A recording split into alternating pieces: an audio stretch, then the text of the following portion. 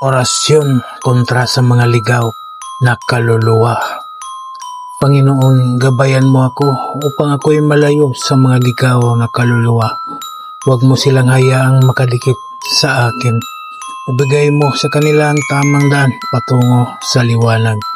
Panatilihin mo akong payapa. Amin. Bigkasin lamang ang mga orasyon na sumusunod ng 3 beses at iihip sa isang basong tubig at inumin. Di kaya ay iihip mo sa iyong dibdib. Sa Torah Repo Tenito Perarotas, Espirito Loyamid Dios. Espirito Loyamid Dios. Espirito Loyamid Dios.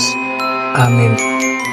Gawin ito araw-araw upang lumayo ang ligaw na kaluluwa sa iyo. Maraming salamat sa mga tao na naniniwala at mangkilik sa mga binahagi kong kaalaman.